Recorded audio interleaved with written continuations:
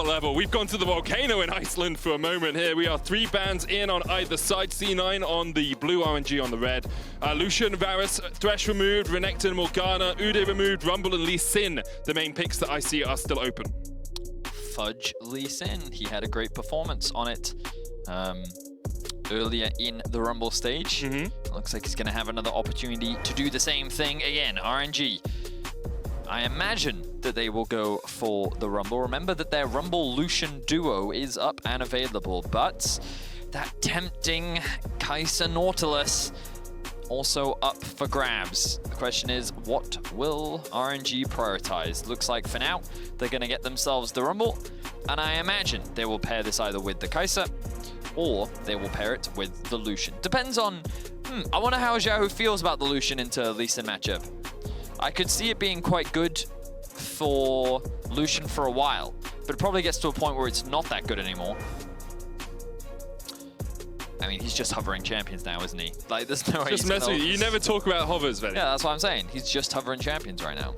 Looks like it's going to be Nautilus first here, not opting for the Kai'Sa. Instead saying, well, we prefer having Nautilus for Ming, which makes a lot of sense. Now C9 have a few options. You go pick your bot lane. That's usually what we see here. Or you can pick a jungler and your AD carry, which is also an option. Senna is available.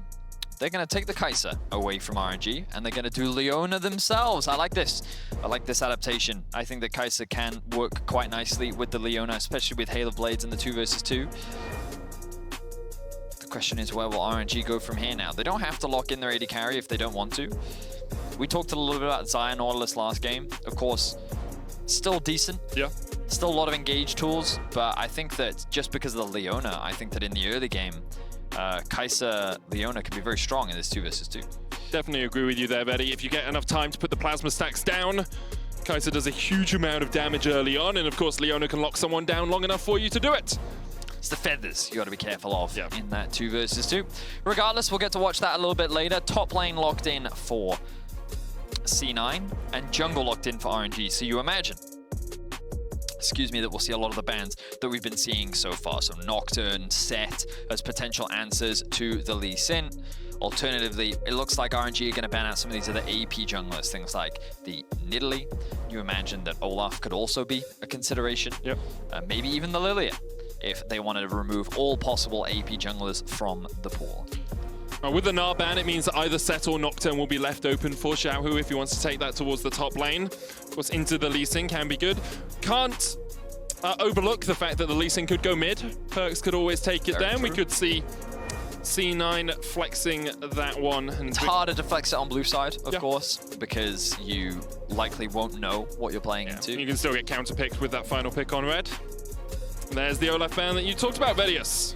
All right, well, we saw Lilia earlier in the day. We did. But we're still kind of getting to the area of what are the junglers left? Potentially a Volibear. Always an option. Just trying to, like, Blabber has a lot of Lilia games. Like, he's very comfortable. I mean, he played a lot of champions during the regular season, he did. right? Talia also on the list, but of course not very strong anymore out of the jungle.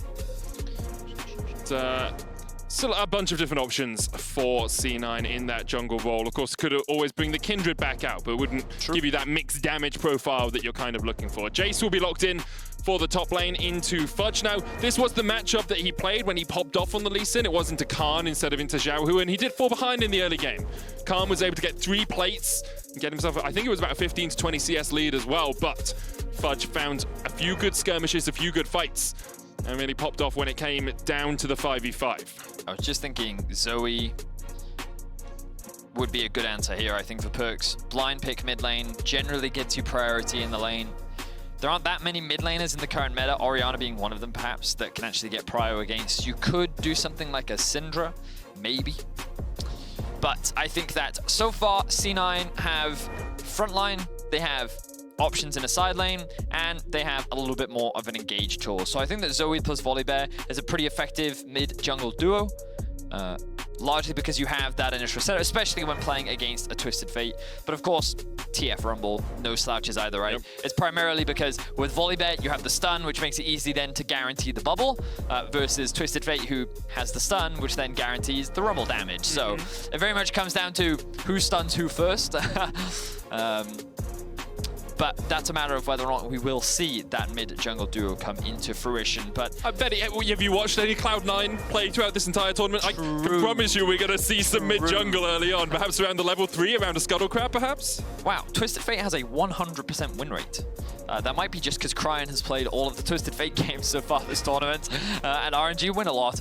But, okay, well, I think that he is very comfortable on the Twisted Fate. He often picks this matchup. He does lose priority in the mid lane, but I think that I want to see him ult a little bit more than we did earlier in the day. Yeah. He wasn't super proactive with the ultimate, but to be fair, he and Xiaohu generated huge amounts of pressure in the side lane until they inevitably found some of those really good fights. C9, their backs are against the wall. They don't need this win, if I understand correctly, in order to stand a chance. But a win here would be excellent for them. It really helps keep things a little bit more in their own control. Of course, Mad dropping a game to Darmonkio in the last game helps them out a bit as well, because it means there's still only 2 wins behind Mad Lions, who are sitting at 3 and 4. But Cloud9 have PSG, who are very much on form, Mad Lions and Pentanet left. So they need to find at least 2 wins out of that if they don't manage to take this victory. As we get on to Summoner's Rift for our 3rd game of the day. And I think the thing that I want to talk about a little bit with Cloud9 as we set up is they have looked like a good team at times. Like they've challenged Dam1. They even beat Dam1. In their game against RNG, they got that ace near the mid game that got them back into the game. But it's often just a small error or a small positional mistake or a small macro mistake that is starting to cost them these games. Perks getting caught out. Blabber, obviously the Nidalee flash for the Scuttle Crab cost them a lot as well. So for a 1-5 team, I think Cloud9 have looked a lot better than their scoreline dictates. I think that they've had a lot of very good drafts that I think they've been in winning game states, but it's always, there's like a duality in that, like, sure, they look better than their score suggests, but you still got to win. You have to win because that's all that matters. It's a tournament at the end of the day, right? 100%. And it's one of those things like, sure, I understand the argument, I understand the perspective, and I also think that it's like a very optimistic way of looking at things, because moving forward, especially in these rematches, it means that there's still a good chance that RNG can take these teams down, because you're like, oh, it was only like 1 mistake or 1 decision or 1 slip up, you know? Like, if they hadn't made that slip up, then they probably could have won.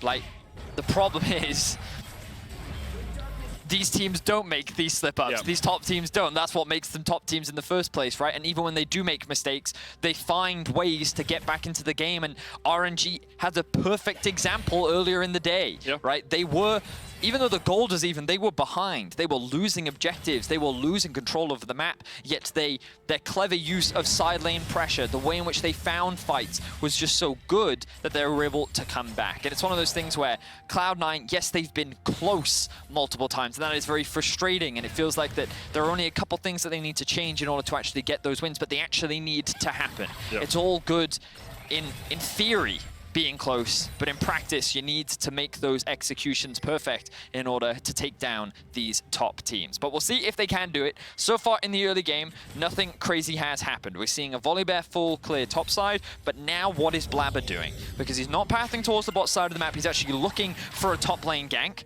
Perks is losing a lot of his HP, but this is definitely a creative path, and they're catching Xiaohu out. Blabber going in with the Thundering Roar. The damage comes out, and Fudge is on the board. Let the lane push into him. Blabber with a creative path for the first kill of the game. And he's not going to get punished for it, because his bot lane has the push. That means that there's no risk of Ming or Gala setting up any kind of deep vision. Yes, he's going to be very behind on his clear, but he's trying to be active on the map, and he's looking for another kill in mid. Cryan has to flash away, but the chase is on. Blabber flashes forward. There's the stun. There's the lockup. And this is the Blabber we saw in the LCS, stepping up now at MSI. Kill after kill, love the aggression from Blabber. He now has his support to help him get the Scuttle Crab, and yes, he's going to be behind in clear speed, but it doesn't matter. He's getting his team 800 gold in the lead, and he's doing work for his laners. He's getting the summoners out of these RNG laners as well. Cryan no longer has flash, and Perks can just flash forward, looking for the Sleepy Trouble Bubble. Goes a little bit wide, he's stun-carded, but here comes Vulcan, and there goes Cryan back to the fountain for the 2nd time in 3 minutes. Fantastic early game from C9.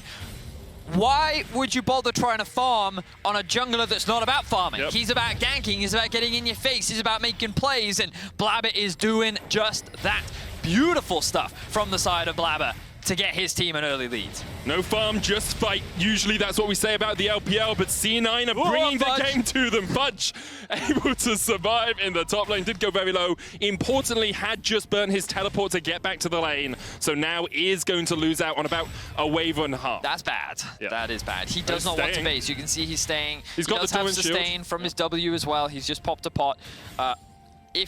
Okay, so what Fudge is doing right now is, hey, Blabber, I know you ganked my lane. I know you got me a kill. Any chance you could come back again and help a brother out? Because I am in danger right now. And he's going to need a little bit of help fixing this wave, especially with how healthy Xiaohu is in that 1v1 matchup. But Blabber, he needs to reset. He is level 5. Even though he is, well, I mean, look, he's done a full clear bot side, and Wei is now on the reset, so he's going to be a little bit ahead in XP because he's now killing, again, the second spawning of his camps. But the fact that Blabber made those ganks work is what's super important. The fact that he was able to find those kills is why, even though he's going to be behind in farm, it doesn't matter. It's going to alleviate a lot of early pressure. They've burnt a lot of early summoner spells, and now I want to see him keep this momentum up, because look at where the wave is in mid. It's kind of frozen, which means that Cryan is forced to overextend. Wei is now pathing immediately up towards the top side, wants to get a little bit more vision, because he knows that if Blabber's going to make a gank, it's going to happen up here. And so he's reading the play, but he didn't actually get that information. The ward will come down. This will spot them out. Blabber, of course, doesn't have the flash, used it in that mid lane play. Wei's going to try and burn him down with the Flame Spitter and has the Blast Cone to escape if he so desires. Blabber's just waiting in there. Just like, Wei's just like, all right, I'll set up a little microwave for you there if you want. You can burn a little bit, but Blabber just keeping his top laner safe. You said Fudge would be calling for a little bit of help. Blabber was there and he answered the phone call. Oh, Perks is really losing out on a lot of these trades. He is not landing those bubbles onto Cryan. I think he's playing a little too aggressively. His HP is suffering as a result. He does, of course, have the Corrupting Pop, but the same can be said for Cryan. It means that Cryan is actually getting prio in this lane, which doesn't normally happen in the Zoe versus Twisted Fate matchup. Normally, you have so much control that it's actually difficult for the TF to step forward. In any case, that means that Cryan has already started to move up towards the top side. Doesn't have level 6 just yet, but the threat of a dive onto Fudge is real. Fudge has just hit level 6. So has Wei. Let's see what happens as a result of this. That's a big wave stacked up for RNG. That's one plate down as well. Wei might just use the Equalizer to try and force Fudge away. Dives forward with the Sonic Wave. Fudge does still have a flash.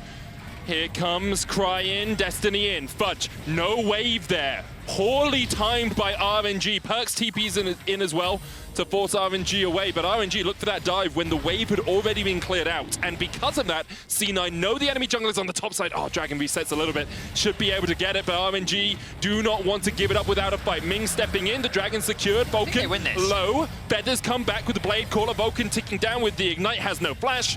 And RNG will get on the board. Okay, so I think in the straight 2v2, Cloud9 could have won that, but they saw that Wei and Cryan were in mid, and if they committed, they were probably going to end up losing out. So I think it was smart to just leave your supports to the Wolves, give over that kill in exchange for the Drake, because it could have ended up much worse than it ended up being. But as you rightly said, RNG tried to make a play up towards top side. I wasn't keeping track of Cryan's summoner spells. I'm not sure if he had another summoner spell or if his TP was on cooldown as to why he couldn't use it. But as you rightly said, he came to top lane far too late. Lee Sin E wave clear very fast, which means that Fudge was able to clear that one out, and then the TP response from Perks. The fact that Perks TP'd at the same time suggests to me that Cryan's TP just came off cooldown.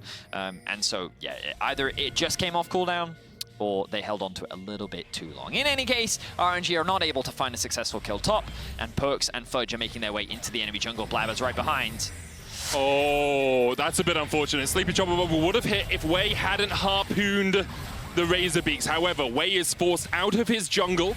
Will not get the spawn of his Razorbeaks. Blabber will take them, and Perks with control of the mid lane is able to work with his team. Vulcan comes across, catches the wave, will hold this for Perks, so he can keep building that slight CS lead he has in the mid lane. Did miss the first minion, but he gets the second, so that is all well and good. However, because of that, Vulcan being away from his lane, Sven now has to step back, has really been playing on the weak side of the map for the majority of this game, and because of it, has lost a plate. Wei is down here as well, but Vulcan is just going to step forward and ward it as Blabber, understanding that Wei is on the bot side of the map, has started up the Rift Herald. All in all, though, Really good C9's start. chilling, you know what I mean? Right, so if we have an opportunity to look at the gold, we can see that probably there's an advantage for Xiaohu in top lane. Even though he died, he has a huge CS advantage. Advantage in bot lane as well, because of the plates that Gala was able to get. So, yes, the gold is even, but what's important here is that Cloud9 is able to find some momentum. That's good damage from Fudge. He's not going to overcommit for that, though. He's just going to use that as a point of pressure to set up maybe even a dive, because that's a stacked wave. Crying, though, going to respond. Is he not? Oh, wait. Lots of pings came down. Do they know? Does he know that he knows? I don't think Crying knows, because Blabber's on the chase. Sleepy Trouble Bubble goes a little bit wide as Crying does flash over it. Blabber was basing, he turned his head, and then he just kind of looked at him. Crying had no idea how close Blabber actually was. But he ends up getting away. Cost him his flash, and now RNG on the response. Gold card locked in here for Crying. Great ultimate there. Blabber with the Stormbringer to get himself to safety through the hook. Nicely done. RNG, though, not slowing down on the map. Looking for plays wherever they can find them. And now the gold has equalized. So we're kind of in a neutral state, but C9 are not at an early deficit. Now, admittedly, against some of these top teams, they've been in this position before. Against RNG, they were at a massive early game deficit. Yeah. That was the Lee Sin game. Wait. No, it wasn't. It was the I don't know what you're looking for. Why can't I remember? Lucian! It was the Lucian game. Because they had the Malphite top, and then they played heavily through top, and then they tried to, and then they took that tower extremely quickly at 10 minutes. I had Lee Sin stuck in my head, and I was, anyway, Lucian. That was the Lucian game top from Xiaohu. And then, of course, that was where C9 got that huge teamfight ace. Yep. And they were waiting because they were coming out ahead in the teamfights. This time, though, they're keeping the gold even in the mid game. And I would say that their team fighting is a little bit stronger, I think, just because I think that Twisted Fate isn't the strongest team fight tool. You're playing very much around your cooldowns, but you could say the same thing a little bit about a Zoe. Sure. It very much depends on kind of what crowd control lands, what skill shot ends up hitting from the side of the Zoe. But I think these fights are going to be exciting, for sure, because we saw Fudge did have a fantastic performance the last time, really kept a lot of those fights very, very close. Not that game, different game, because Fudge was not on the Lee Sin.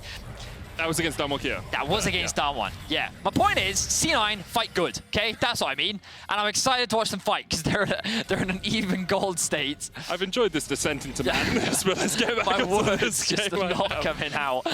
Blabber's going to clear out the control ward and get this Scuttle Crab. Vulcan has done a really good job of roaming up and helping out Perks and helping out Blabber whenever they've needed it. Sleeper Trouble Bubble, sidestepped here. Vulcan doesn't quite connect with the Zenith Blade either. Blabber has got that topside scuttle, and in 10 seconds there's a dragon available for them. Of course, Blabber still has the Rift Herald, can chuck it down here and use that pressure to then roam down towards the bottom river with his mid laner, with his support, and gain control as a cohesive 3-man unit. They will make sure the Rift Herald charges first, of course, because you want that plate gold, but then they can work their way down towards that bot side river and look at securing their second dragon of the game. Perks wanted to try and get some of that gold, but with the Nautilus stepping up, Perks couldn't quite get close enough, which means that Blabber's going to be the benefactor of all that turret plate money. And once again, Cloud9 have reclaimed the gold lead ever so slightly. It's a tiny window here where Perks doesn't have TP, well, he does have TP, but he has to join late. Double TP coming from C9, Vulcan low, but he pops the stopwatch, and here comes Fudge. Kick onto Wei, drives in onto the backline, Fudge takes one, and Fudge with a perfect TP flank gets the double and wins the fight for Cloud9. Xiaohu's going to try and survive here. He's got the flash, but there are 3 players chasing him down.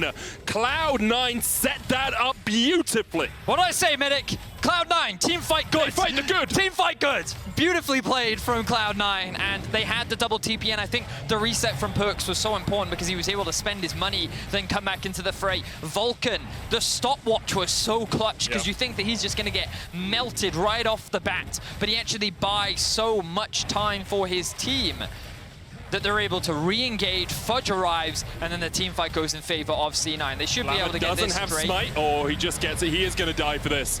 Secures the second dragon of the game for his team. Probably should have helped him a little bit there. Maybe a tad. But when we get into the replay, we can have a look back at how C9 actually came out ahead in that fight. They're now up in Drakes, they're up in kills, they're up in gold, and C9 is looking fantastic in this early game. Honestly, I just can't praise Fudge enough. Like, he came into the season, he had such a poor lock-in performance, and he continues to impress here, trying to escape from the Destiny. Cryin has locked in the gold card. Fudge doesn't really have anywhere to go. Zhao, who's going to dive onto him, and maybe a little bit of a caster curse there, as Fudge will get shut down, but he delayed for as long as possible. RNG immediately back out on the map. They get the kill onto Blabber, they get the kill onto Fudge. Now they're 3-man bot. And you can see Sven is hesitant. He's got flash. Yeah, Vulcan does not have flash, importantly. W does come out, as you say. Gonna spot that one out. You can see how close the gold is across the board, though. Sven and Gala practically just even. perfect. Yeah, it's perfectly matched. Yep. Sven got a single CS to... But the big difference, Blabber and Wei. That's really where the difference has come from. And huge props to Blabber. He now has his eyes set on Xiaohu. No flash. Xiaohu has no flash, as you say. Perks coming in, misses the paddle star just to the side, but Blabber will secure the kill. A solo bolo for the Bear. Blabber's feeling it this game. He had enough of the criticism. He was tired of playing standard jungle. Instead, he's all about gank and all about making plays. So here we can see RNG collapsing into the river. The flash in, the hook does land onto the volley bear, and then Vulcan soaking up a lot of damage. Here's the stopwatch. The ult to land through. Don't have time because we're back in the game. Solar flare onto Cryin, pops a stopwatch of his own. Now he does have flash, but where's he gonna go? Nowhere is the answer. Equalizer from Wei just to clear out the wave. Cloud9 readiest, 9 kills to 4 up. 2 dragons to 0 up. Last time they played against RNG, at this point, they were 2,000 gold behind. Now they are 2,000 gold ahead. Vulcan and Blabber, man, they're just moving around the map. They are getting busy. Looking for plays, looking to get aggressive. And they're finding them. They're finding pick after pick. They're going to extend the goldie to 2K again. Blabber has not lost an objective. And this is the Blabber that all NA fans were looking for. He's been criticized heavily throughout this tournament, but he may have the performance that can take a win over RNG and keep the hopes of getting out of groups alive. The percentage of scenarios are low, Medic, but a win here would be massive. It's so big because you're beating a team that other teams are not winning against. Only PSG have beaten RNG so far, and they did do it with this sort of style. Aggressive early game, lots of skirmishes, put RNG on the back foot, but then you have to keep the snowball rolling, and that's what we're looking for C9 here. Last time they gained a lead, RNG were able to eke it back. They then got a good team fight. They need to keep that momentum going if they're going to close out this game. Importantly as well, Gala is not on Kai'Sa. Yep. When they came back earlier in the day, he was on a champion that he has a lot of comfort on and a lot of success with domestically. And now he's playing the Xayah now. That doesn't mean that he's a bad Xayah by any means, but... Minion wave arrives at the wrong time here for Perks. We'll see if that Xayah pick makes it harder for him to have the same carry performances as he does on the Kai'Sa, because when RNG is in this kind of a deficit, my eyes generally fall on to him as the kind of player that will step up, make plays, and win out on those team fights for RNG. For the moment, though, C9 very happy with this state of affairs. You can see Sven alongside Vulcan off towards this top side, looking to take their first tower of the game. There is still a Rift Herald in Blabber's back pocket. He can use that to crack open that mid lane tower, which suffered a charge to the Rift Herald's sister earlier on in the game. And with a minute on the Mountain Drake, I assume that's where it will be spawned for Cloud9. RNG do have control of this bottom side of the jungle. Fudge needs to be just that little bit more careful. Takes a relatively safe path, but Cryin here pops the gold card. There's the equalizer. Fudge dives away. Stride Breaker and the Safeguard will get himself to safety, and the Rift Herald's now been put down mid by C9. This is huge because 4 members of RNG were bots, which means that C9 can do more than just take this mid tier 1. They can actually push into the enemy jungle, get all of that vision control, set up for the next Drake as well, and push it up all the way up towards the tier 2. I think this is just a really good punish from C9 and a big overcommitment from RNG, because if they did get that pick on the Fudge, then Drake becomes a very easy contest for them. However, by not being able to find it, now that control is immediately given over to Cloud9. Fudge is just having such a great MSI so far. 4-1-1 on the Lee Sin right now. 700 gold ahead or so. And C9 with a 2,500 gold lead at the 18-minute mark. As you said earlier, not many scenarios had them coming out. I think it was about 5% of all scenarios at the start of the day, but a win here will shoot that to the moon. And Cloud9, well, I'll be saying a few prayers. And amen, you have to think, for the LCS representatives. The Paddle Star hits, the Dragon Beam started. This is the third of the game. Cloud9, they are in control of basically everywhere on the map. Only that top lane, really, RNG have the push in right now. RNG have been cross-mapping across the board. It's how they've kind of kept the gold even for a while. You can see, once again, only back down to about 1.5k gold difference.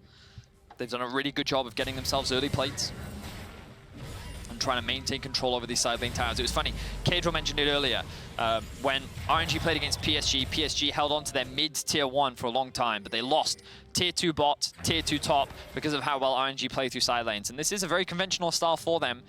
I don't think that they're well known domestically for their crazy team fighting, even though they did have some in playoffs. It was a lot more about their objective control, about how they manage sideways, about their smart macro play.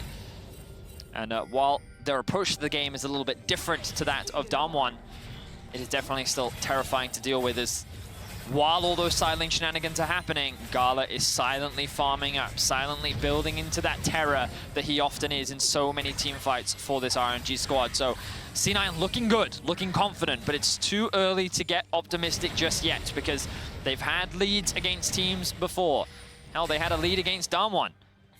And then slowly but surely, Damwon climbed back. The question is, can RNG do the same like they already did earlier in the day? Right now, it's looking good. And C9 setting up vision control around the Baron. I'm not expecting them to rush this early. They have a relatively decent Baron take, but not the fastest. Definitely not fast enough that RNG couldn't respond in time. And for now, it's just the ping pong of waves, the battle of wards. Who has information on who, and is someone overstepping? A single pick could swing that into a Baron. You see Cloud9 will gain control of the Scuttle Crab as well. Fudge, after pushing in the bottom lane, it starts to work his way up towards mid and then realizes he is not required. His services are not needed, so he'll work his way back towards the bottom lane. Would love to see him try and get that tier 1 down there, but of course you can't overpush, you can't overextend against a Twisted Fate, because in a moment, in a breath, you are surrounded by the enemy team. That Destiny can be so deadly when you try and play out a map state like this. I want to also highlight Blabber going for the Zhonya's Hourglass. Yeah. He's about to complete it as well. So he's going to have that extra bit of durability. The AP scaling on this champion is actually quite good. I mean, Riftmaker Volibear was a build for a while in top lane. Yes, it was. So I like the Zhonya's. Give the team a little bit more durability, a little bit more stalling power. We'll see how it plays out as the fights are soon to come. Drake spawns in 2.5 minutes. I feel like these fights are just, they're always on the horizon. We've had one really cool fight. But RNG don't want to fight anymore, you know? But RNG's very good at that. You know what? No. We will meet you later when we are ready. Until then, have a good day. Have a cuppa, get a biscuit. Yep. Guys, if you want a beverage, now's your opportunity to get it. Yeah, you've got 1:50 seconds. You've got 1:50 seconds. Okay. Need a quick bathroom break, beverage, grab a snack. Now's your opportunity, because that is when hell is going to break loose. Level 13 now for both 80 carries, 13 for both mids. Small level advantage for Blabber and for Fudge. You imagine that those will be closed as the next Drake spawn. 2 items completed for the vast majority of players as well. We're building up for that epic team fight, and remember, Cloud9, team fight. Good. They do it well. Good. They do it well. And of course, it's a great soul for Cloud9 if they can get it as well. Mountain Soul into quite a bit of poke on the side of RNG in the form of, wild cards and the accelerated shot blast and even the equalizer. Get that extra shield. Really helps you stay healthy at the start of a fight.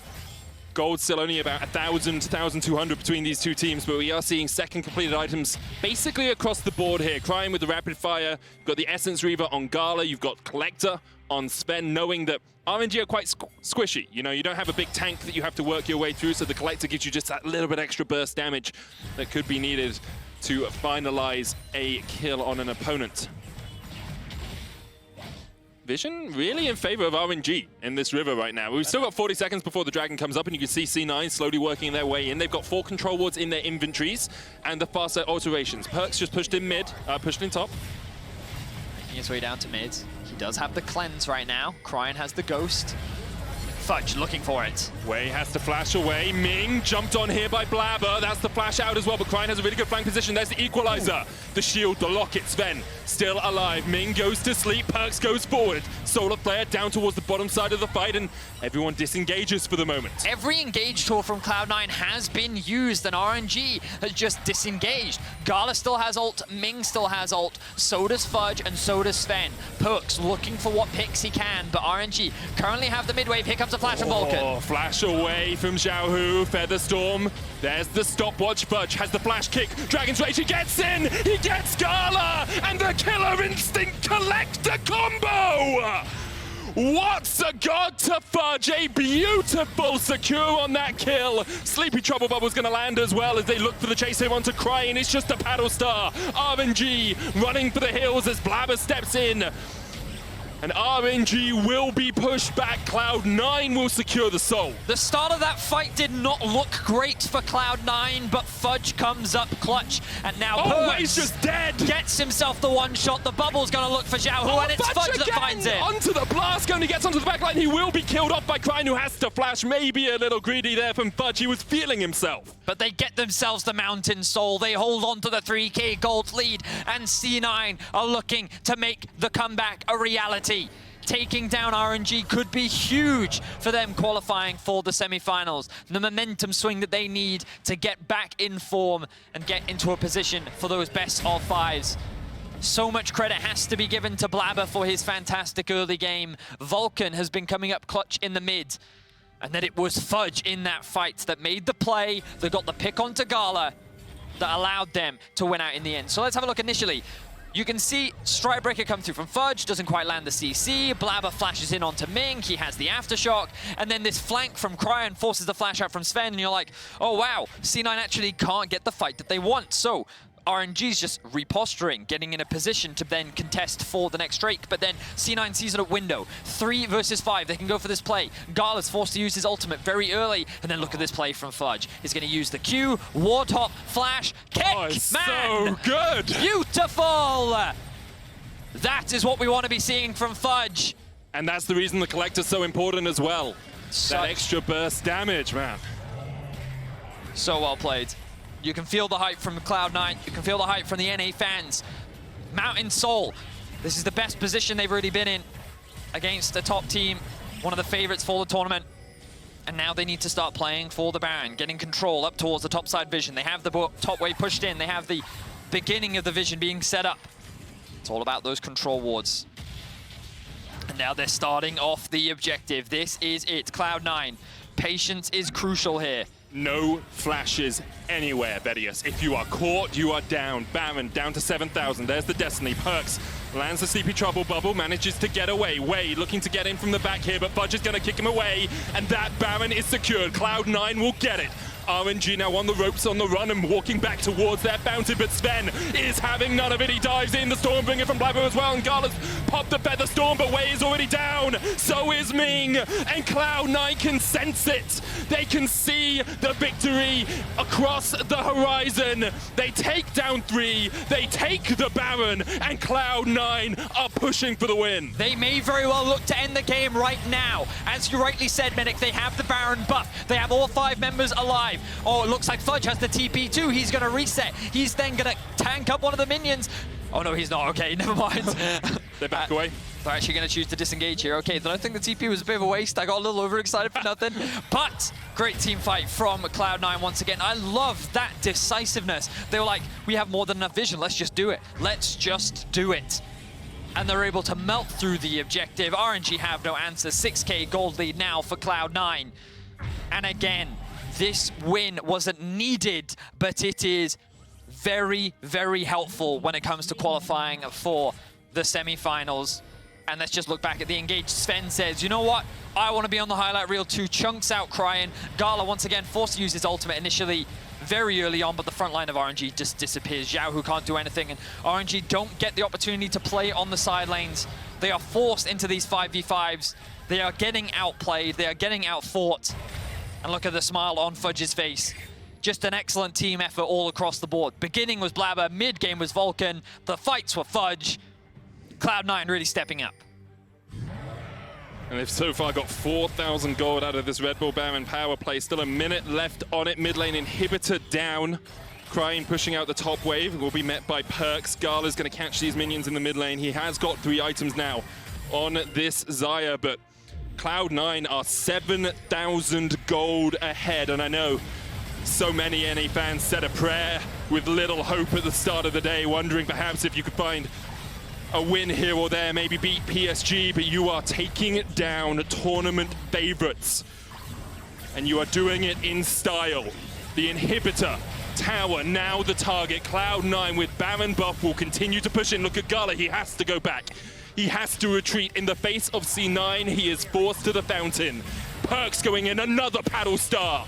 You just can't dodge him, he just doesn't miss on this Zoe. He goes in, just dodges wide Xiaohu, and now the inhibitor will be next. Cloud9, unrelenting, continuing the pressure, continuing to force RNG between a rock and a hard place. What decision do you make? Do you engage? Do you go for it? Cloud9 are not giving you a moment to breathe. They're not giving you a moment to think as they look to the Nexus towers. First one almost down. Cloud9 back away just a little bit, just a smidge, just a tad, as they see if RNG will take the bait, will go in. Fudge has the flash kick available. Watch him in this fight. There's the equalizer just to clear out the minion wave more than anything. Vulcan stunned up. Ming will not go in for the hook, but Blabber's going to engage. Featherstorm coming out. Blabber pulls a stopwatch underneath the Nexus towers. Ming forced away as well, and here goes Fudge onto the back line. Stormbringer disables the towers, and RNG all survive, get back to the fountain. One tower goes down, Cryin looking for the flank, but once again a sonic wave hits him as soon as he comes up. Cryin almost down, he's walking away.